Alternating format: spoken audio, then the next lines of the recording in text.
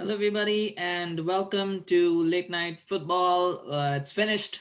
Tottenham Hotspur 2, Manchester City nil. Tottenham go top of the Premier League table now with that win, and it was a fairly comprehensive performance as far as everything goes. Like as far as these games go, I think there was an early goal, and just City never looked like winning this game. To be honest, it just there are lots of issues there, but and we'll get into it. But let's begin with the start. And there are a few injury concerns, of course, for City. No Sterling, no Sergio Aguero. Both of them started on the bench. No Fernandinho. He didn't recover in time, and that was I think those absences made a difference. I don't know if they would have changed the course of the game because this issue goes far beyond just personnel, but I think those players missing made a difference. It definitely made a difference to how City lined up. And we'll get into the players that played and what they did, but that was, I think, significant not having those players available after all the commotion, by the way, that had happened with Jose Mourinho, accusing Pep Guardiola and Raheem Sterling and all of that. Finally, Sterling didn't actually start the game. And from Spurs, I think the only big talking point probably was that Gareth Bale didn't start, but I think that was a good decision. And whatever the result, I don't think Gareth Bale is at the point that you would probably put him in this sort of game, because I don't think him, Son, and Kane should be starting these kind of games together. I think they need somebody with a little bit more pace, a little bit more energy. And since you cannot really take out Son or Kane, then Bale has to sit out. So Bergwijn starting was a good decision. And the first goal, it was a defensive lapse. I think there's not a lot. I think there's a lot of analysis that's going on. It was a good move from Kane and towards, and Laporte basically got sucked into that to following the striker. And Cancelo obviously missed. I don't know what he was doing. His job is to mark Son, but he probably missed uh, Son's run, and then Son just goes in and scores the goal. I've been critical of Ndombele. If you remember back in our review show for last season, I had said that Ndombele was my pick for most disappointing player of the season. And he's really turned it around. He's completely turned it around this season. He's always been a quality player. I don't think you can doubt that. But he had lots of fitness issues, lots of injuries, lots of adaptation issues as well. And now I think finally he's over them. He's starting to show what he's truly capable of. Why he's such a star for France. Why he was such a star in Ligue 1, and now he's coming to the fore. And I think Spurs are really, really going to benefit from that. And at the way that he's playing at the moment, she just the sky is limit. And it's good. It's good to see him dovetailing with Kane and Son, because I think they need that as well. I don't think you can keep relying on them every game. So for him to come to the fore is also really good. And at the same time, it's improving competition, because the second goal was scored by Giovanni Lo Celso, and he's now finding himself outside looking in. So for him to score a goal is basically him saying, you know what, don't forget about me, I'm still there as well. So it's good. It's a good camaraderie in the squad. It's good, and that's credit. A lot of credit goes to Jose Mourinho as well for that. But both goals, soft goals, really. The first goal was a really soft goal to concede. You don't expect a team of City's caliber to be conceding such goals. And it's happening all too often. It's happening all too often this season, where they'll have a defensive lapse, somebody will lose a mark, or somebody will make a foul. It is an issue that, and it's hard to say pinpoint what it is. Is it a team at the end of its cycle? Maybe, but then Laporte and Diaz are still young. They're not necessarily players at the end of their careers. And Walker, yeah, maybe they need to start thinking about whether they need to replace him. They definitely need a new left back. I don't think Cancelo is a good stopgap, but they need a proper left back. They need to find somebody that can play that position and play 30, 40 games a season, 50 games even a season, who can play that position. They need somebody who can do that, because at the moment they don't have anybody who can do that. Tactically, I think Pep got it wrong. There was lots of issues that were there. It's hard to pinpoint exactly, because I don't think City played badly up until the point of that. They didn't play badly in the middle of the park. Let's just put it that way. They were pinging a few passes together. They were making decent runs and channels and all of that. But when it came to the final killer pass in that final third, they were struggling. When it came to making the right decisions in defense, and and Ederson was at fault as well for the second goal, they were struggling. So the issue is largely around those key areas of the pitch, and I think they need to focus on how to improve that. I have no idea, but at this point, but there are tactical issues. There are massive issues. They look blunt in offense, which is something you would never ever say about City. No matter how bad they play, They always seem to score a goal. You would expect them to lose 3-2, 4-2, but never expect them to lose like without scoring goals. They aren't scoring a lot of goals, and that's causing big issues. And I think that goes beyond Sergio Aguero. Because Sergio Aguero not starting games, he's been injured, and that's to expect. But he's leaving now. He's going to be gone at the end of the season. I don't think they should keep him because of his issues. He's been injury prone since he's come to City, to be honest. But I think at this point, it's probably best to move on to find another striker. But where do they find another striker? Gabriel Jesus is not the answer. And they are missing. They have never really properly replaced Leroy Sané, to be honest. I mean, Leroy Sané was that guy in that Centurion winning season. He was the guy who he had that ability that nobody else had. Everybody else, he had the quality of being direct, of being able to, of using his space to be able to open chances, to get past park defenses. That was the key, having Leroy Sané, and they haven't been able to replace him, ever since he's got injured last season. He didn't play for most of last season. He has obviously left now. They haven't still found a replacement for him. Maybe Ferran Torres will be that guy in the future, but for now, they definitely, I think, miss him a lot because of the qualities that he brought to the team. So, there are problems. And for City, I think it's fair to say now that the title, in any other season, you would now say that the title race is over, title challenge is over for City. You'd say that. The issue is, of course, the teams that are at the top are Spurs and Leicester, probably. If Liverpool win tomorrow, then I think you have to say that City are done as a title challenging team this season. If Liverpool don't win, because the two teams would then be Spurs and Leicester, and you're not really sure, you don't really know what to expect from those teams. As much as you want to expect a lot, you're not really sure, so you'd still have to keep them in the conversation. But for all practical purposes, I think City this season will really find it very, very tough to mount a title challenge. They'll win the title, but just even mounting a title challenge would be very, very difficult for them this season. But on that note, we got to talk about Tottenham Hotspur. Spurs have been amazing, incredibly amazing this season, and it's all coming together for Jose Mourinho. And we said it's the second season. We know he always does well in the second season, so it's all coming together. Son and Kane are really, really on fire at the moment. Both of them, Son obviously scoring that first goal, which was a great finish, of a sign of a man in confidence, by the way.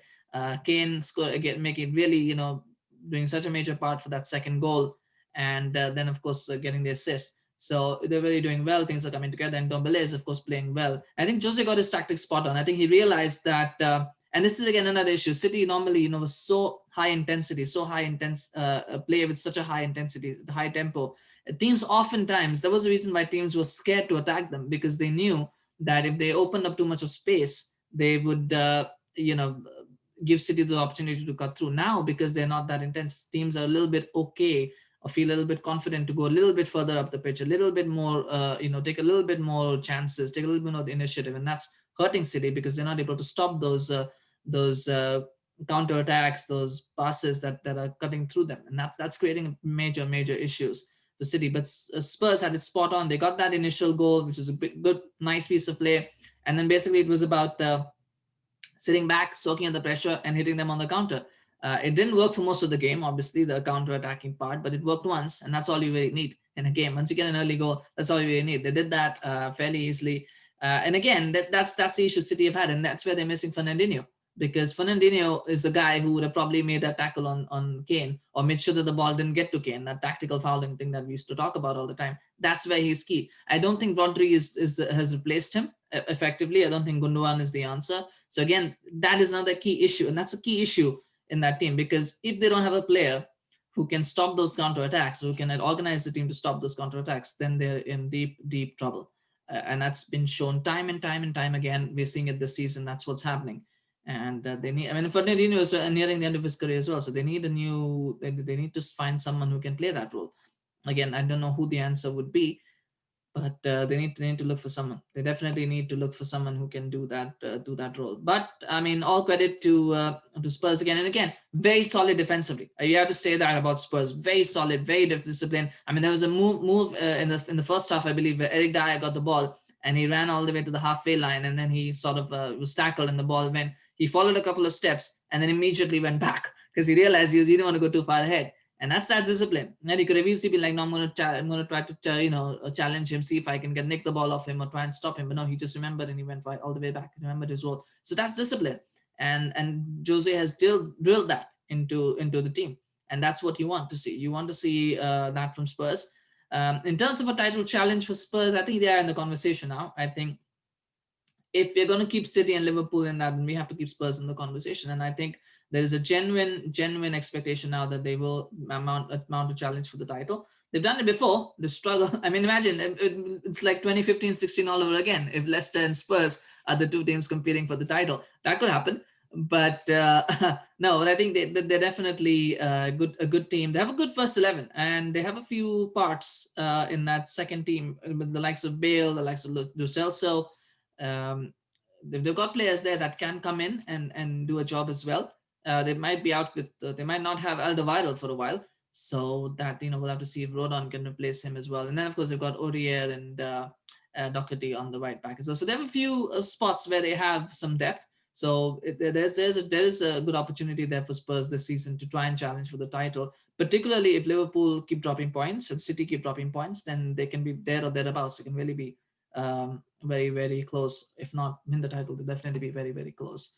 But as you said, I mean, there's at the moment you're looking at Liverpool, Chelsea, City, Leicester, and Spurs are the five teams that are probably, you would say, are going to fight for those top four spots. City are way back at the moment; they're in danger now, and they'll have to start thinking about even a top four challenge at this point, because it's not a guarantee that they're going to get it, and therefore they need to buck up and start thinking about how are they going to do there, because there's a chance they could miss out on that. But it's not the best start for Pep after his new 2-year contract agreement. Again, we'll have to see what the mechanics of that deal will be. There might even be a thing. I mean, you have got to look at it from the fact that maybe this is a deal to bring Messi in. I mean, that seems the only logical answer to me, to do a deal this soon. But I mean, if they don't have Champions League football, I don't think that'll happen. I think they'll probably get into top four at the very least. But if they don't, then you have to see. Then you have to wonder if Messi will still come. But I mean, take nothing away from Spurs in this game. I think they were absolutely excellent and a wonderful performance. Harry Kane, man of the match for me. Absolutely brilliant performance. And again, very disciplined as well, because he not only did the job up front, but he was also tackling. He was trying to make covering runs wherever he could. And that really is good. I think on the note of City players, though, and this is where it's going to be tricky. City have got Mahrez has definitely not made the step up. I think he needs to, over the next 8 months, he's going to have to play a blinder for season, or they're going to have to look for a new winger, or give Foden a chance there. I think Aguero definitely has got to leave. Fernandinho needs to be replaced. You've got a few players. And Mendy, they need a new left back as well. So there is a rebuilding that's going to happen, and I don't know if Pep fancies that. Hopefully he does, and hopefully he wants to, rather than just throw money at it. But we'll have to see if Pep fancies that. I mean, there are problems in that team right now that looks like it's going to carry on for the season. I mean, it's a long season. By the time I say this, by next week they could probably just hammer the next team like 3 or 4-0. So you never know. But maybe it was just a bad day at the office. But there are issues within that team, and same with Jesus. Jesus hasn't made that step up as well. So they need new ideas and new players, and it just feels a lot like the 2017 season, and just 2016-2017 season. It just feels a lot like that, where City had all the possession, all these amazing passes, flicks, and when it came off, it looked great.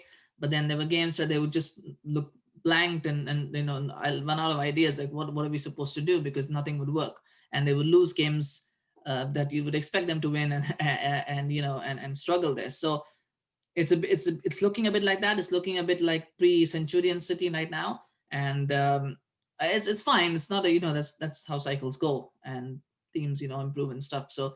But I mean, that's a challenge for Pep now to try and see how he can change that. And the challenge for Mourinho now will be consistency. The good thing for Jose is that Spurs are not in the Champions League. They're in the Europa League. He can probably rest all of his players for all he cares.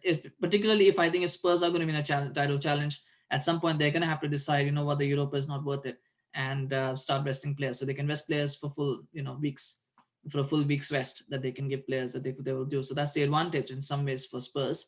And it's gonna be the challenge for Spurs now is, with this talk of title challenge, A would be finding consistency, and B would be managing those expectations and that pressure. Because up until now it's been, let's get into top four.